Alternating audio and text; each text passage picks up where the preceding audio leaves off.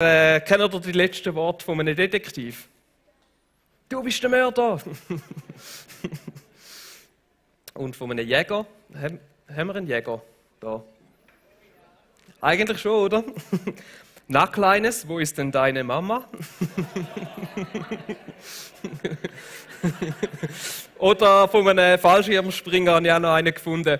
Mist, falscher Rucksack. Genau. Aber im Normalfall, das sind jetzt lustige oder letzte Worte, da gibt es jenste so Witz.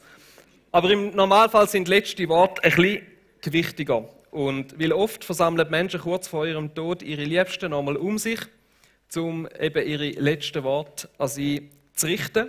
Und das sind mega oft so ganz kostbare, intime, persönliche Momente. So Momente, wo man nicht einfach so schnell vergisst und speziell auch nicht das, was die Person sagt. Und meistens geht es in diesem Moment um den letzten Willen oder um Sachen. Wir können den Slide, den braucht es erst später. Das Bild dürfen noch bei dem bleiben, genau. Meistens geht es im letzten Willen um Sachen, die dieser sterbenden Person nochmal mega wichtig sind und wo sie ihren Liebsten nochmal mit auf den Weg geben möchten. Es sind nicht leichtfertige Worte, es ist oft auch so eine Art und Weise ein Vermächtnis, oder, wo die Person möchte hinterlassen. Und das ist man sich auch schon im Altertum bewusst gewesen. Und es gibt mega viele Überlieferungen von so letzten Worten von bekannten oder berühmten Persönlichkeiten, auch aus der Bibel. Wir haben zum Beispiel das Gespräch, das David mit dem Salomo geführt hat, kurz bevor er gestorben ist. Und es gibt weitere so Überlieferungen. Es ist oft nicht der Moment mit den letzten Worten, ist eben oft nicht die letzten Worte vor dem letzten Atemzug gemeint, sondern so ein Moment, wo jemand sich bewusst nochmal Zeit nimmt, aufs Leben reflektiert und vielleicht so die wichtigsten Sachen seinen Liebsten nochmal mitgeht. Und in unserer Serie geht es selbstverständlich um die letzten Worte von Jesus, um sein Vermächtnis, das, was er den Jüngern nochmal mit auf den Weg gegeben hat. Das nennt man in der Bibel Abschiedsrede. Jesus Abschiedsrede. Und eigentlich sind es mehr so Abschiedsgespräche, weil es ist nicht einfach eine Rede, die er gehalten hat, aber es sind intime Momente, die er mit seinen Jüngern zusammen gehabt hat. Die findet man im Johannesevangelium, im Kapitel 13, ab Vers 31 und sie gehen bis Kapitel 16 und dann gibt es noch im Kapitel 17 das hohepriesterliche Gebet, das auch noch dazu kommt. Und die ganzen Ereignisse, oder das, was dort steht, das ist nur beim Johannes so detailliert beschrieben. Und das nennt man Jesus Abschiedsrede. Sie haben stattgefunden, kurz nachdem Jesus in Jerusalem angekommen ist, an einem Abend, wo er mit seinen Jüngern das Passamahl feiern wollte. Und das ist das Bild, das vorher gekommen ist. Genau. Es war auch der Abend, wo Jesus verraten worden ist vom Judas. Es war eine ganz spezielle Atmosphäre, weil Jesus hat gewusst, was auf ihn zukommt. Wir lesen, dass er innerlich erschüttert schon bereits war. Und gerade kurz bevor er angefangen hat, mit den Jüngern die Sachen zu teilen, hat er den Judas rausgepointet als der ihn verraten hat. Und kurz darauf ist der Judas gegangen, um das auch durchzuführen. Jesus hat die Gelegenheit genutzt, seinen Jüngern einmal wirklich all das einzuschärfen, was ihm mega wichtig ist. Und unser Jahresthema heisst, Gott redet. Oder? Und das war so ein Moment, wo Jesus nochmal geredet hat zu seinen Jüngern und wo er ihnen nochmal alles mit auf den Weg gegeben hat, was ihm wichtig ist. Und darum wollen wir heute nochmal ganz gut anhören, was Jesus denn dort so gesagt hat, so kurz bevor er verhaftet und hingerichtet worden ist, was ihm dort in dem Moment am wichtigsten war. Wir gehen die Abschiedsrede nicht einfach so Abschnitt für Abschnitt durch, den ganzen Text, weil sich gewisse Themen mehrmals wiederholen und dann wieder irgendwie jeden Sonntag wieder das Gleiche hören oder wieder auf die gleichen Sachen kommen. Darum gehen wir das mehr so ein bisschen thematisch durch und jeden Sonntag ein so ein Thema oder so einen Fokus, den Jesus hatte in dieser Rede, ein bisschen genauer anschauen. Und mein Challenge an euch ist in dieser Zeit, das sind 5 Sündige, vielleicht die Abschiedsrede mal durchlesen und vielleicht sogar sagen, hey, das sind 3, 4 Kapitel, ich lese jede Woche die Abschiedsrede einmal ganz durch, inklusive das Gebet und achte mich vielleicht speziell auf das, was in dieser Woche gerade der Fokus war. Dann kommen wir viel mehr raus über von dem, was Jesus da gesagt hat. Weil es sind Aussagen, die er einfach nochmal krass auf den Punkt bringt, was ihm wichtig war. Und es sind Worte mit so einer Sprengkraft, dass es manchmal einfach so beim einmal drüber lesen, dass man es noch nicht checkt und dass es manchmal einfach ein bisschen mehr braucht. Wir steigen direkt ein, ganz am Anfang, Johannes 13, Vers 34 und 35. Ich gebe euch ein neues Gebot. Liebt einander. Ihr sollt einander lieben, wie ich euch geliebt habe. An eurer Liebe zueinander werden alle erkennen, dass ihr meine Jünger seid. Also er kommt gerade am Anfang schon ziemlich auf den Punkt zu seinem Kernanliegen und sagt ihm, hey, um die Liebe untereinander geht es mir. Das ist das, was euch untereinander soll auszeichnen.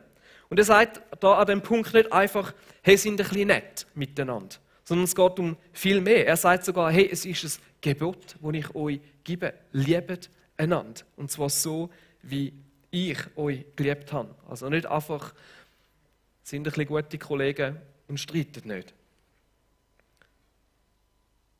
Und es geht ihm ein Stück weit auch darum, was uns denn eigentlich antreiben soll, einander zu lieben. Und ich nenne das so, es geht ihm um den zentralen Motivator. Weil wir alle haben irgendwo in unserem Leben einen zentralen Motivator, irgendetwas, das uns antreibt. Das ist jetzt nicht irgendwie ein wissenschaftlicher Begriff oder so, ich habe jetzt das einfach mal selber so genannt. Aber wir alle haben irgendwo in uns etwas, das uns hauptsächlich motiviert, wo hauptsächlich unser Handeln und das, was wir tun, bestimmt. Und bei ganz vielen Menschen heutzutage ist das der Egoismus, oder? Sind das alles selbstzentrierte Gründe, der persönliche Erfolg, geliebt zu werden, Anerkennung überzukommen oder sich einfach schlicht und einfach gut zu fühlen. Und das Gebot, wo Jesus da macht und sagt, liebe deinen Nächsten wie dich selbst, und wir merken sogar, im Alten Testament ist das Gebot gestanden, liebe deinen Nächsten wie dich selber. Und sogar das appelliert ein bisschen an die selbstsüchtige Motivation. Schau doch, du hast doch dich selber auch gern, also mach doch am anderen das auch nicht, was du eigentlich gern für dich hättest. Es appelliert ein bisschen an das. Aber Jesus geht da ganz klar weiter, oder? Und er sagt, hey, liebt einander so, wie ich euch geliebt habe. Das ist nochmal ganz ein anderer Punkt. Er fordert uns auf, seine Liebe zu uns als unseren zentralen Motivator für unser Leben nehmen. Als das, was uns antreibt, als das, was unser Antrieb ist, andere Menschen zu lieben und nicht unsere Liebe zu uns selber. Und das ist vielleicht die erste Frage an dich, was ist vielleicht dein zentraler Motivator? Dass wir uns das vielleicht einfach mal schnell fragen, mal kurz ein bisschen anschauen. Weil das ist ein Stück weit Next Level, was Jesus da bringt, oder? Und das müssen wir heute ein bisschen genauer entpacken, weil sonst zu schnell gehen wir zu einfach drüber weg. Und bevor wir ein bisschen mehr in das eintauchen, möchte ich anschauen, warum will Jesus denn das überhaupt? Warum ist ihm das so wichtig, dass wir einander lieben? Vor 2 bis 3 Jahren ist bei uns unser Haus leicht so renoviert worden. Wir haben einen neuen Balkon bekommen, einen grösseren als vorher, und die Fassade ist isoliert worden. Und das hat bedeutet, dass 9 Monate lang gebaut worden ist um unser Haus herum. Und da sind Bauarbeiter herum, es war ein Gerüst rundherum, viele Leute immer herum. Und vielleicht kennt ihr so, wie es auf dem Bau manchmal so zu und her geht. Oder habt auch schon Geschichten gehört oder vielleicht selber erlebt. Und was mir aufgefallen ist, bei diesen Bauarbeitern, die bei uns waren, ist etwas einfach ganz anders. Die haben einen anderen Umgang miteinander gehabt. Die sind irgendwie mega freundlich gewesen. Sie sind nett gewesen, sie haben einander nicht angeschrien. Sie haben einen respektvollen Umgang gehabt miteinander. Ich habe nicht ein Umgefluche gehört. Und man hat sich irgendwie einfach auch mit denen verstanden. Und irgendwann mal so bei einem Feierabendbier, ich habe es dann ab und zu für ein Feierabendbier eingeladen, herausgefunden, das sind alles Christen. Und das hat man wirklich gemerkt. Oder es ist nicht lang gegangen, du hast das irgendwie einfach gespürt, so irgendetwas ist bei denen anders, die strahlen etwas aus. Und vielleicht kennst du das auch, oder? Bist auch schon irgendwo Leuten begegnet, vielleicht beim Arbeiten oder beim Posten oder irgendwo auf dem Spielplatz mit dem Kind oder sonst etwas. Leute, die einfach so etwas ausgestrahlt haben, wo etwas da war, wo du gemerkt hast, oder wo du dich vielleicht sogar gerade selber gefragt hast, ich glaube, dass die Person, die muss irgendwie Christ sein. Mir ist das schon öfters so gegangen, nicht nur dort. Und häufig ist es doch tatsächlich so, dass wenn man dann irgendwie nachfragt oder das herausfindet, dass es effektiv so ist. Und ich glaube, Jesus geht es genau um das, oder? Und er wie sagt, hey, an eurer Liebe zueinander sollen alle erkennen, dass ihr meine Jünger sind, dass ihr mir nachfolgt. Und er sagt damit auch ganz klar, dass Liebe in dem Sinne nicht einfach ein Selbstzweck ist, sondern ein Erkennungszeichen für Christen. Nicht einfach, dass wir einen Fisch hinten am Auto haben oder ein WWJD-Bändeli oder, wenn wir es ein bisschen dezenter machen, einfach ein Kreuz um den Hals. Sondern er sagt, hey, der Umgang, wie ihr miteinander umgeht, das soll euer Erkennungszeichen sein. Und nicht, dass wir das irgendwie äußerlich sichtbar machen. Die Liebe, die wir haben, die soll so stark ausstrahlen, dass die anderen Menschen rundherum merken, hey, da ist etwas anderes, da ist eine andere Kraft am Werk. Und Jesus bezieht das Miteinander konkret auf die Jünger, oder? Und damit, wenn wir das im übertragenen Sinn für heute anschauen, eigentlich im ganz speziellen Sinn auf die Kirche. Und die Kirche ist für Jesus nicht einfach nur ein Gebäude, die Institution oder die Lieder, die wir singen, sondern das Miteinander der Menschen in der Kirche. Darum sagen wir auch immer wieder, du bist Kirche. Jeder Einzelne von uns ist Teil der Kirche. Die Gemeinschaft, die wir zusammen hier bei uns, auch in der GVC Zürich Oberland haben und an anderen Orten, es geht nicht nur um die GVC, oder? Wenn wir hier am Sonntag zusammenkommen oder unter der Woche unsere Small Groups und Passion Groups, die Gemeinschaft, die wir hier haben, an der Art und Weise, wie wir hier miteinander umgehen, sollen die Menschen erkennen, dass wir Jesus nachfolgen. Und es hat ganz einen einfachen Grund, warum die Kirche in dem Sinne so wichtig ist. Im 1. Johannes 4,16 heißt es, Gott ist Liebe. Und damit meint er nicht, Gott ist einfach ein schönes Gefühl, weil Gott ist eine Person, aber sein Wesen ist pure Liebe. Und in der Bibel wird die Kirche mega oft als der Lieb von Gott beschrieben, wo jeder Einzelne von uns ein Teil davon ist, wo dazugehört, wo es ausmacht, dass der Lieb, der Körper eben auf dieser Erde stattfinden kann. Und der Körper ist dazu da, um Gott zu widerspiegeln. Wir sind Ebenbilder von Jesus. Wir sind etwas, wo ähnlich ist. Und wenn sein Wesen Liebe ist, soll das, was wir widerspiegeln, muss die Liebe irgendwo widerspiegeln. Und zu dem ruft uns Gott auf. Und in dem Sinne, wenn wir das machen, wenn das gelebt wird, da bei uns in der Kirche, in anderen Kirchen auch, dann wird Gott auf dieser Erde sichtbar. Dann kommt der Körper zusammen und kommt der Gestalt über und an der Art und Weise, wie wir miteinander die Liebe leben, wird Gott sichtbar. Und das ist nicht einfach nur eine schöne Vorstellung. Ich weiß, dass das da bei uns auch passiert. Das ist etwas, wo wir zum Glück immer wieder auch hören dürfen, wo Menschen vielleicht das erste Mal oder in eine Kirche reinlaufen und das erleben und sagen, hey, das ist etwas, was ich noch etwas anderes nicht erlebt habe oder noch nie erlebt habe. Vielleicht hockst du da drin, weil du das selber erlebt hast. Vielleicht irgendwann vor 10, 20, 30 Jahren, vielleicht auch noch nicht so lange her. Oder vielleicht wünschst du dir das, auch noch mehr zu erleben. Und darum wollen wir heute Morgen ein bisschen tiefer in das Thema eintauchen und jetzt eben ein Stück weit auch anschauen, was denn das jetzt konkret heisst. Weil das ist manchmal so theoretisch. Wie sieht das aus? So lieben, wie Jesus uns geliebt hat. Und ich glaube, an diesem Punkt müssen wir uns wie ein Stück weit so das Bild, das wir haben von Liebe, einfach mal ein bisschen abschütteln. Kann das jeder mal machen, das so wegschütteln. Alles, was wir bis jetzt über Liebe kennt haben, weil es in unserer Gesellschaft oder so ein dominierendes Thema ist und so viele Bilder darüber gibt und es eigentlich völlig kommerzialisiert worden ist. Weil wenn wir anschauen, Liebe, wie sie uns heute präsentiert wird von der Gesellschaft, ist auch wieder etwas, was eigentlich immer selbstzentriert ist. Warum liebe ich jemanden? Weil ich Schmetterlinge im Bauch bekomme, wenn ich bei dieser Person bin. Oder weil ich mich so stark zu dieser Person angezogen fühle. Oder warum liebe ich es, in der Natur zu sein? Weil es mir so gut tut. Warum liebe ich all die technischen Möglichkeiten, Handys, Tablets und so weiter?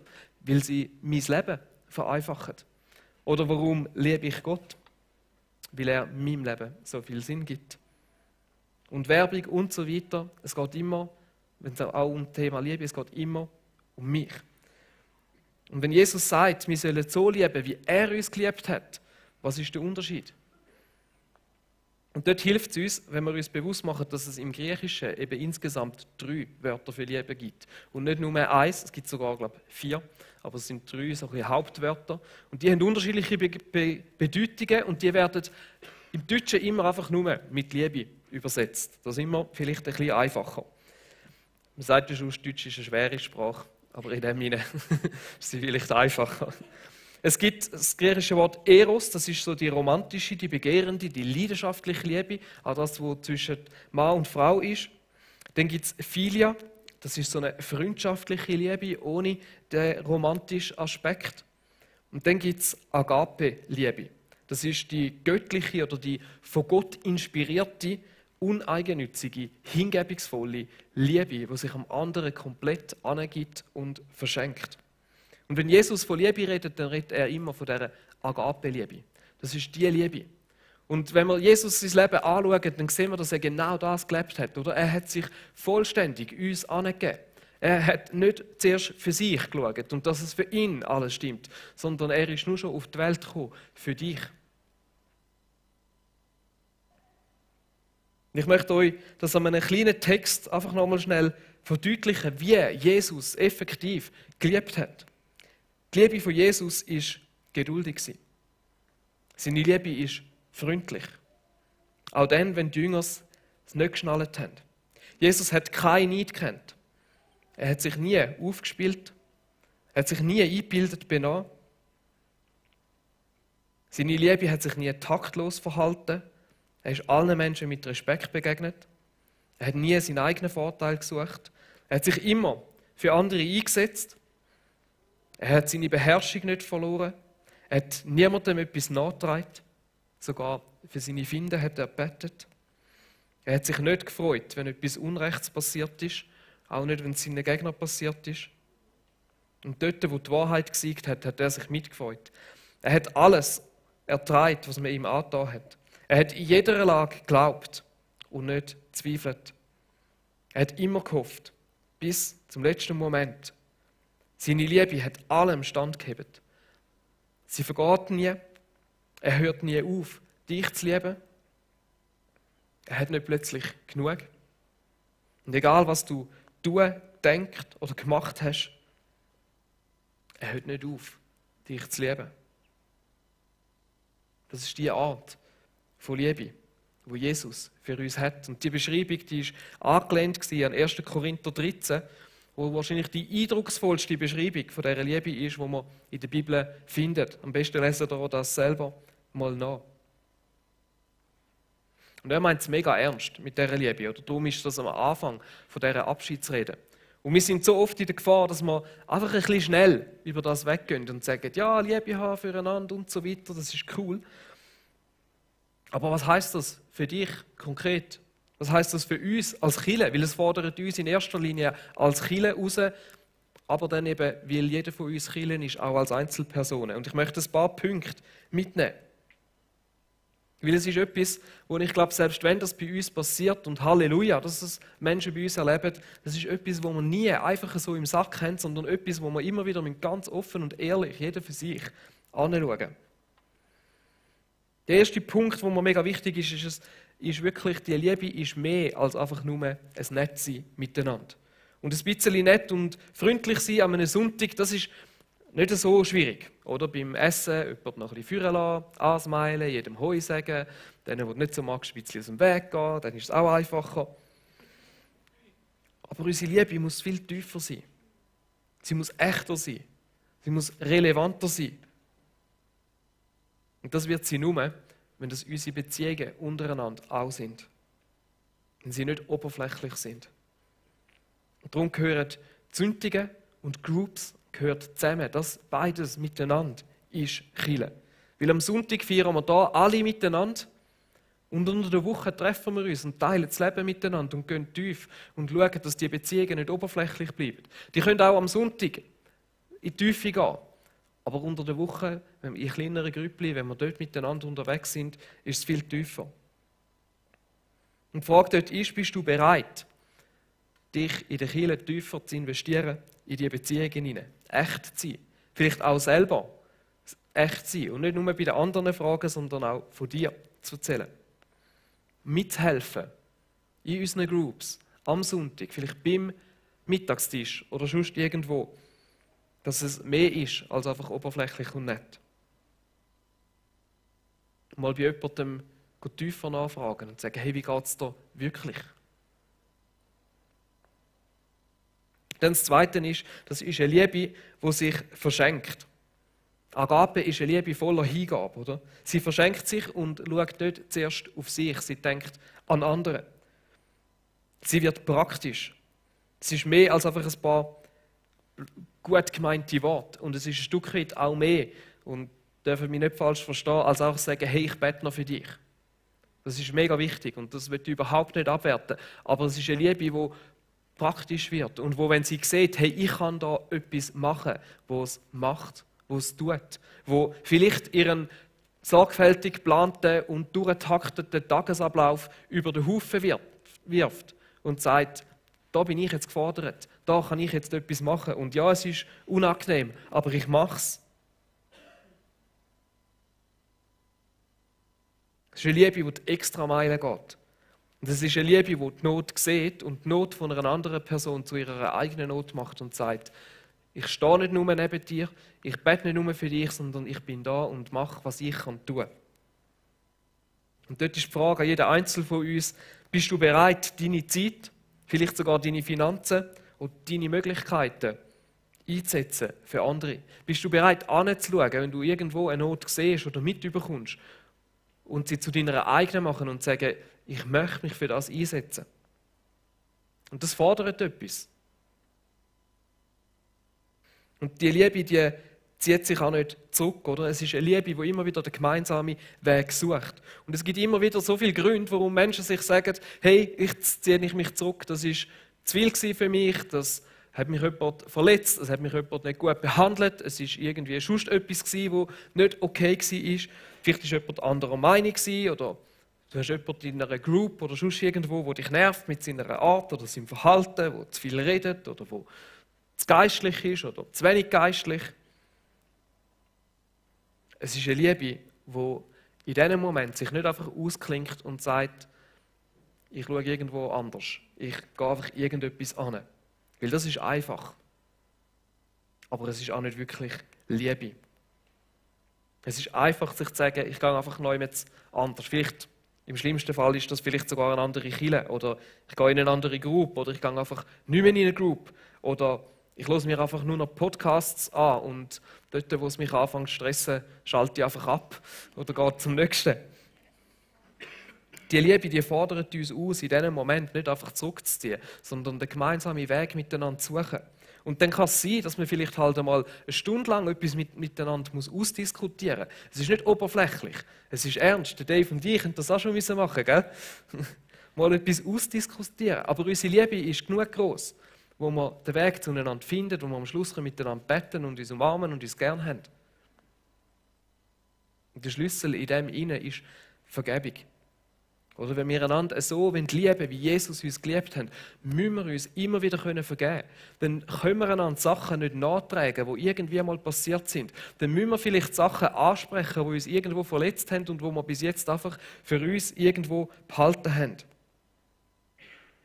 Und das kostet jeder Einzelne von uns etwas. Aber es steckt so eine Kraft drin. Wenn wir das schaffen, dann sind wir wirklich anders als die Welt. Weil nett sind auch die miteinander.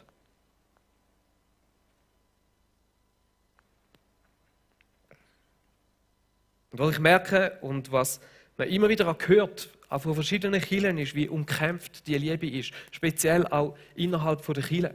Und darum möchte ich uns allen heute zurufen, es braucht dich. Es braucht es, dass du dich drin hineingibst und dass du dich immer wieder entscheidest und sagst, ich mache mich ein Teil von dem. Ich möchte es so lieben. Ich möchte in der Kirche mithelfen, dass diese Liebe funktioniert. Wir müssen nur anschauen, wie viele Kirchen das schon auseinander sind, wegen irgendwelchen Streitigkeiten, wegen Kleinigkeiten. Und jeder Einzelne von uns ist aufgefordert, sich einzusetzen für die Liebe. Trotz Fehler, trotz Meinungsunverschiedenheiten, trotz vielleicht blinden Flecken, wo wir vielleicht als ganze Kirche haben oder als einzelne Personen und trotz Enttäuschungen.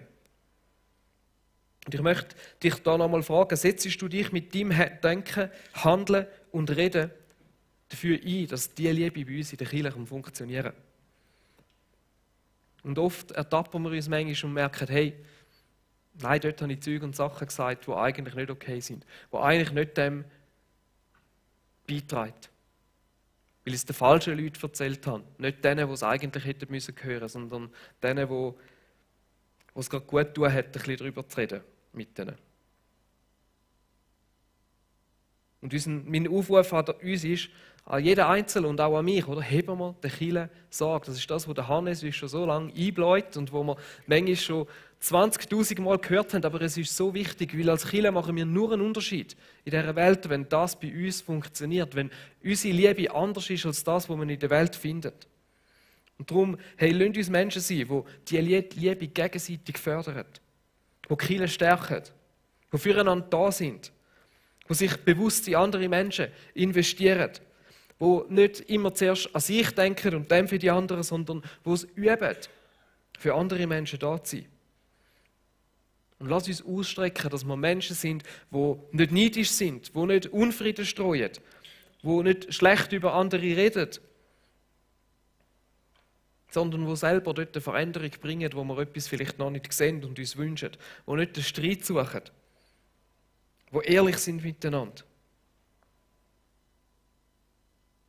Und ich weiss, das sind Sachen, die wahrscheinlich die meisten von euch schon ein paar Mal gehört haben, aber hey, lasst uns nicht einfach vorschnell über das weggehen und sagen, hey, ja, habe ich schon gehört und ja, mal, ich gebe mir Mühe und so weiter. Weil wir das so oft so schnell machen und es uns damit so einfach machen. Und ich gebe euch einfach 10 Sekunden, wo los auf den Heiligen Geist. Und ich bin sicher, er wird dir irgendetwas vielleicht aufzeigen, etwas aufs Herz geben. Ein Ort, wo du merkst, hey, mal, das ist vielleicht der Punkt, wo ich daran arbeiten kann.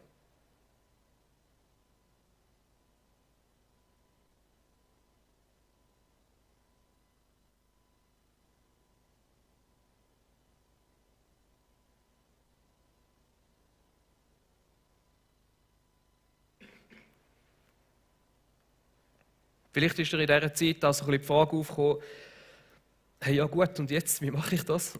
Weil es auch etwas Schwieriges ist, oder? Liebe ist, manchmal so fest man es wendet, ist es nicht ganz einfach zu machen. Und ich möchte hier einen weiteren Abschnitt aus der Abschiedsrede von Jesus vorlesen, und zwar aus dem Kapitel 15, Vers 9 bis 13, wo es wiederum genau das gleiche Thema geht.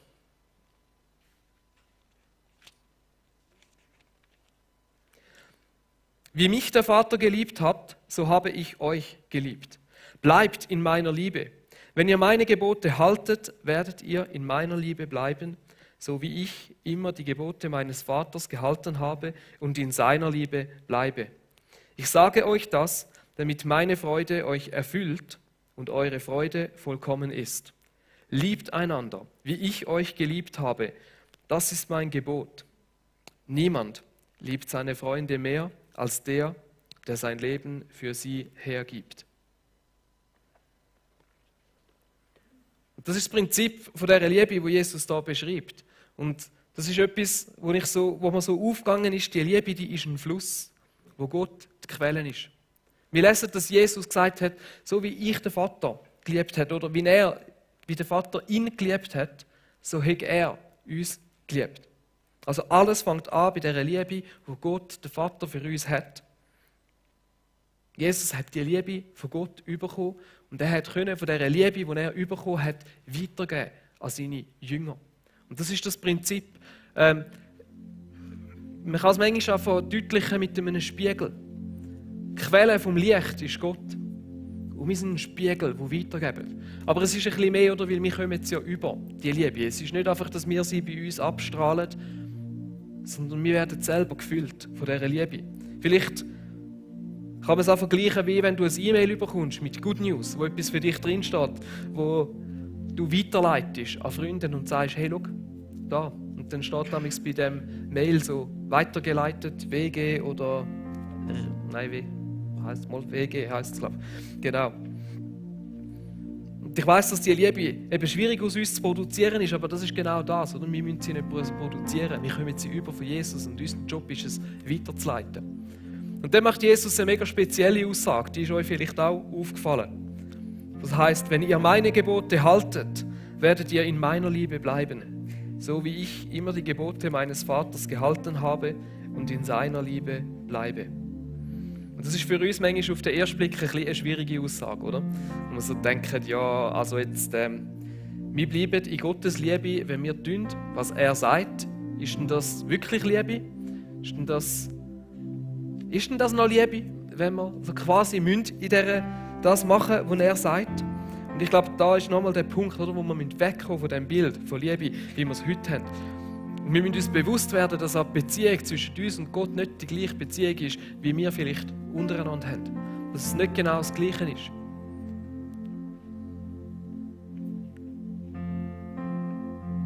Jesus sieht sich in dem Moment, oder, wenn er sagt, der Vater und dass er Jesus der Sohn ist, auch nicht in der gleichen Beziehung, wie, obwohl er ja Gott ist. Er tut sich wie unterstellen. Also es geht um zwei Sachen, oder? Es ist eine andere Liebe, die da gemeint ist, als die wir häufig kennen. Es ist die Agape-Liebe, die selbstlos, hingebungsvoll, von Gott inspirierte Liebe. Nicht das moderne, romantische, gleichgestellte, wie wir sie in allen Liebesfilmen sehen. Wir müssen uns lösen, wenn wir an diese Liebe denken. Das ist Liebe von einer anderen Qualität. Und es geht um eine andere Art und Weise von Beziehung, oder? Unsere Beziehung ist auch nicht direkt vergleichbar. Wenn Jesus zu Gott in einer Vater-Sohn-Beziehung ein Stück gestanden ist, dann redet die Bibel im Gleichen davon, dass wir in einer Vater-Kind-Beziehung zu Gott stehen. Und das ist in dem Sinne nicht eine komplett gleichgestellte Beziehung. Da gibt es ein Stück weit ein Gefälle. Es ist ein Stück weit eine Abhängigkeit herum. So gern ihr eure Kinder habt. Sie sind in dem Moment, auch wenn ihr sie so fest wie möglich als Gleichberechtigte behandeln, nicht genau gleichgestellt. Und genau so ist es mit Gott, oder? Gott lässt uns zwar enorm viele Freiheiten, aber er ist Gott. Und er weiß, was für uns gut ist. Und so wie ein Vater weiß, was für seine Kinder das Beste ist, weiß es er für uns. Und so wie ein Kind seinem Vater zeigt, dass es ihn liebt, wenn es ihn respektiert, wenn es auf das eingeht, was der Vater sagt, weil es weiß, dass der Vater das Beste für einen will. Genau so meint Jesus die Aussage, dass wir seine Gebote halten sollen, weil der Vater weiß, was das Beste ist für dich. Und dass uns das in dieser Liebe behalten, dass das dafür sorgt, dass wir aufblühen und mit ihm unterwegs sind. Weil das uns bei dieser Quelle behalten.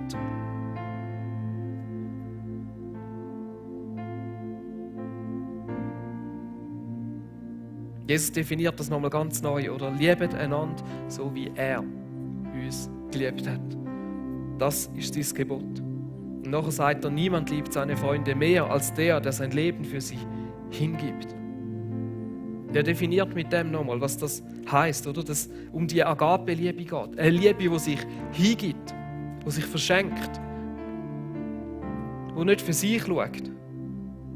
Und die Agape-Liebe, wenn ihr mal das auf Wikipedia anschaut, geht es auch darum, dass das eine Liebe ist, die nicht einfach gefühlsbasiert ist, sondern auch eine Liebe, die eben eine Entscheidung ist. Wo man sich sagt, ich mache das, weil ich mich dafür entscheide. Ich gebe mich anderen Menschen an. Und die Frage ist, an jeder Einzelne von uns, bist du bereit, dich für das zu entscheiden? Andere so zu lieben, wie Jesus dich geliebt hat. Die zweite Frage, oder das zweite Ding sind so 3 zusammenfassende Gedanken, die ich mitbringe. Die Liebe ist auch eine Frucht vom Heiligen Geist. Im Galater 5 lesen wir, was die Früchte vom Heiligen Geist sind. Und an allererster Stelle ist Liebe.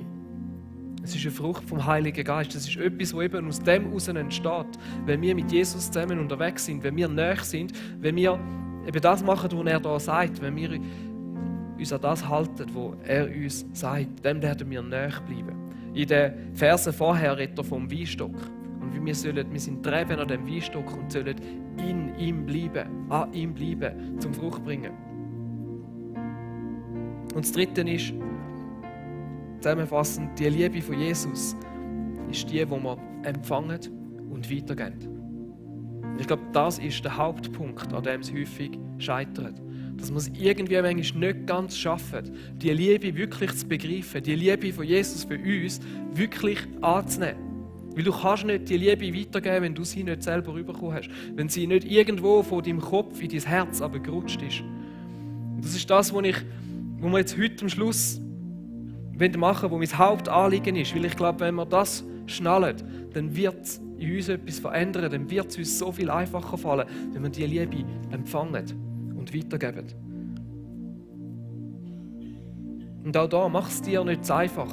Gang nicht schnell so ein bisschen, hey Moll, ich glaube, ich habe das verstanden. Haben wir wirklich die Breite, Länge, Höhe, Tiefe von Gottes Liebe begriffen, wie sie in der Bibel drin steht? Ich glaube, wir alle noch lange nicht. Ich noch ganz lange nicht. Und wir möchten uns jetzt einfach eine Zeit nehmen, bevor wir in Worship einsteigen, wo ich ein paar Bibelverse zusammengesucht habe, wo wir dafür beamen, wo du einfach kannst auf dich wirken lassen. Und ich möchte beten, dass in dieser Zeit der Heilige Geist seine Liebe dir nochmal ganz neu zeigt. Und das darf von deinem Kopf in dein Herz aber rutschen. Und wir nehmen uns die 5 Minuten, wo wir die Verse lesen und auf uns wirken lassen. Und nachher steigen wir in Worship ein.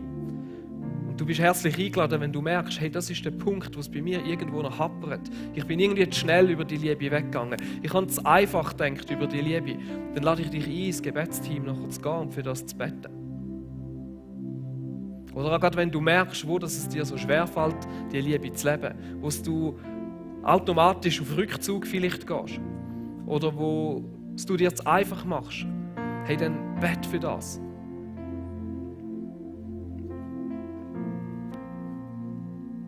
Heiliger Geist, ich bitte dich, dass du jetzt in dieser Zeit, wo wir die Verse auf uns wirken lassen, dass du redest. Zu jedem Einzelnen von uns. Und ich bitte dich, dass wir deine Liebe zu uns dürfen irgendwo verstehen.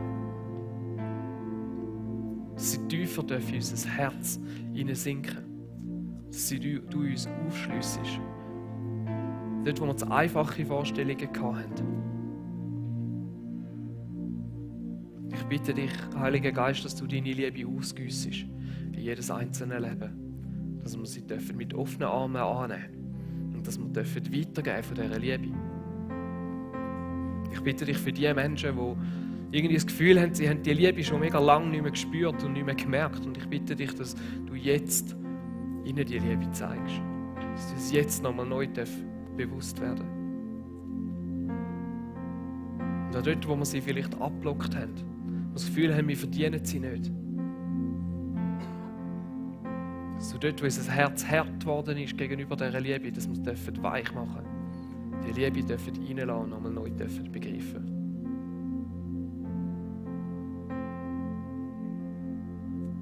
Gang du durch die Reihe durch, zu jedem Einzelnen.